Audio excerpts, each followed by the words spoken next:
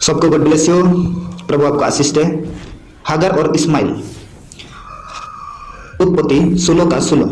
Abram की पत्नी और सारे के कोई संतान न थी और उसके हागर नाम की एक मिस्री दासी थी। सारे ने अब्राम ने कहा, देखो यहोवा ने तो मेरी कोख बंद कर रखी है, इसलिए मैं तुझसे विनती करता हूँ कि तू मेरी दासी के पास जा। संभव है कि मेरा घर उसके द्वार बस जाए। सारे के बहु बात अब्राम ने मान ले। इसलिए जब अब्राम को कनान देश में रहते 10 वर्ष बीत चुके तब उसके स्त्री सारे ने अपनी मिस्री दासी हागर को लेकर अपने पति अब्राम को दिया कि वह उसकी पत्नी हो। वह हागर के पास गया और वह गर्भवती हुई। जब उसने जाना कि वह गर्भवती है तब वह अपनी स्वामिनी को अपनी दृष्टि में तुच्छ समझने लगी। तब सारे ने अब्राम से कहा, जो मुझ पर उपद्रव हुआ वह तेरी ही सिर पर हो। मैंने तो अपनी दासी को तेरी पत्नी कर दिया। पर जब उसने जाना कि वह गर्भवती है तब वह मुझे तुझ समझने लगी। इसलिए यहोवा मेरे और तेरे बीच में न्याय करे। अब्राहम ने सारे से कहा, देखो तेरी दासी तेरी बस में है, जैसा तुझे भला लगे वैसा ही उसके साथ करो। तब सारे उसका दुख देने लगी और बस वह उसके सामने से भाग गई। तब यहोवा के दूत ने उसको जंगल में सुर के मार्ग पर जल के एक सोते के पास पाकर कहा, हे सारे की दासी हागार, तू कहाँ से आती और कहाँ को जाती है? उसने कहा, मैं अपनी स्वामिनी सारे के सामने से भाग आई हूँ। यहोवा के दूत ने उससे कहा, अपनी स्वामिनी के पास लौट जा और उसके वश में रहो। और यहोवा के दूत से उससे कहा, मैं तेरे वंश को बहुत बढ़ाऊंगा, जहाँ तक कि बहुत तयतों के कारण उसके गिनती न हो सकेगी। और यहोवा के दूत ने उससे कहा, देखो तू गर्भवती है और पुत्र जनेगी। तू उसका नाम इस्माइल रखना, क्योंकि यहोवा ने तेरे दुख का हाल सुन लिया। और वह मनुष्य जंगली गदहे के समान होगा। उसका हाथ सबके विरुद्ध उठेगा और सबके हाथ उसके विरुद्ध उठेंगे, और वह अपने सब भाई बंधुओं के मध्य में बसा रहेगा। तब उसने यहोवा का नाम जिसने उससे बातें की थी ओताएल रोई रखकर कहा, क्या मैं जहाँ भी उसका जाते हुई देखने पाई और देखने के बाद भी जीवित रही। इस कारण उस कुई का नाम बोएर लहोही रोई कुआ पड़ा। बहुत कादेश और बेरत के बीच में है।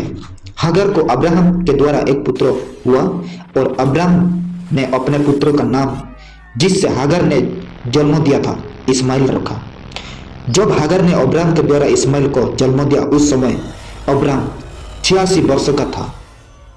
अब्राहम और बच्चा का चिन्ह। जब अब्राहम 99 वर्ष का हो गया तब यहोवा ने उसको दर्शन देकर कहा, मैं सर्वशक्तिमान परमेश्वर हूँ, मेरी उपस्थिति में चल और सिद्ध होता जा।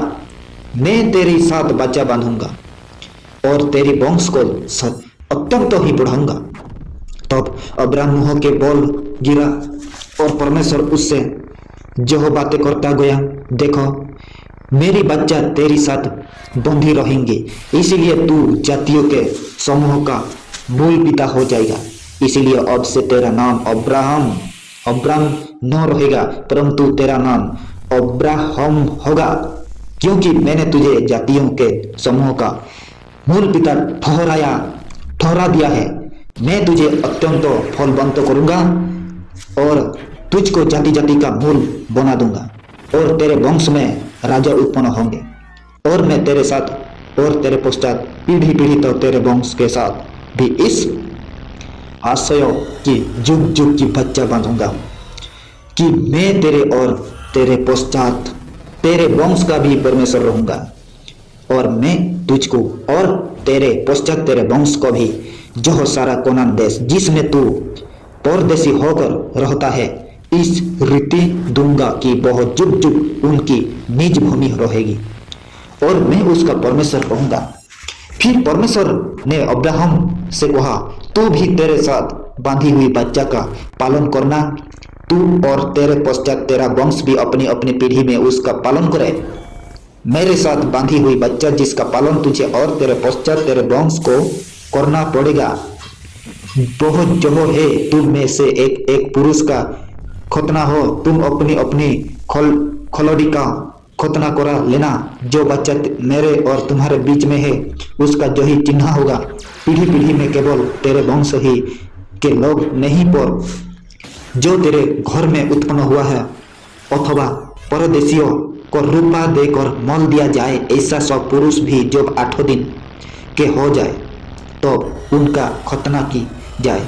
जो तेरे घर में उत्पन्न हो अथवा तेरे रूप से मोल लिया जाए, उसका खतना अवश्य ही किया जाए। इस प्रकार मेरा बच्चा जिसका चिन्ह तुम्हारे देहों में होगा वह जुग जुग रहेंगे।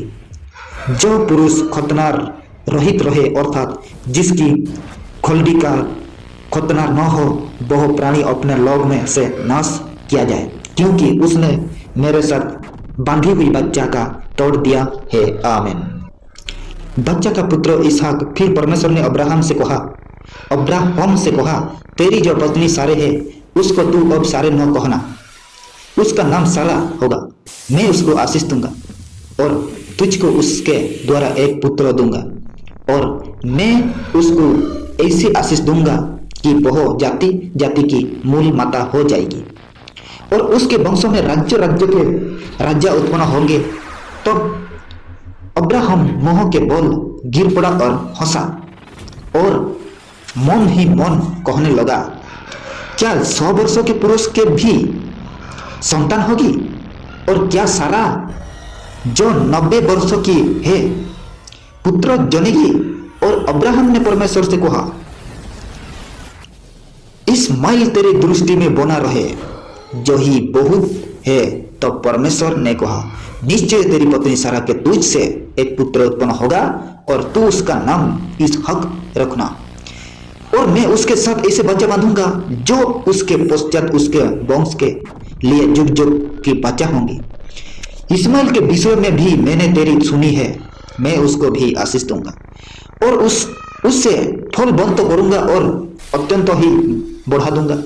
उसकी 12 प्रधान उत्पन्न होंगे और मैं उसकी एक बड़ी जाति बनाऊंगा, परंतु मैं अपने बच्चा इसहाक ही के साथ बांधूंगा, जो सारा से अगले वर्षों के इसे नियुक्त समय में उत्पन्न होगा। तो परमेश्वर ने अब्राहम से बातें करती बंद की और उसके पास से ऊपर चढ़ गया। तो अब्राहम ने अपने पुत्र इस्माइल को लिया और उसके घर में जितने उत्पन्न हुए थे और जितने उसके रुपए से मोल लिए गए थे, अर्थात उसके घर में जितने पुरुष थे, उन सभी को लेकर उससे दिन परमेश्वर के वचन के अनुसार उनकी खलोड़ी का खतना किया। जब अब्राहम की खलोड़ी का खतना हुआ तब वह 99 वर्षों का था, और जब उसके पुत्र इस्माइल की खलोड़ी का खतना हुआ तब वह 13 वर्षों का था। अब्राहम और उसके पुत्र इस्माइल दोनों का खतना एक दिन हुआ, और उसके घर में जितने पुरुष थे जो घर में उत्पन्न हुए तथा जो परदेशियों के हाथ से मोल लिए गए थे, सबका खतना उसके साथ ही हुआ। आमीन। Thank you brother, God bless you. परमेश्वर का वचन है, ये मेरा पिता का वचन है। आप समझ लिया तो मेरा चैनल को सब्सक्राइब कीजिए। God bless you.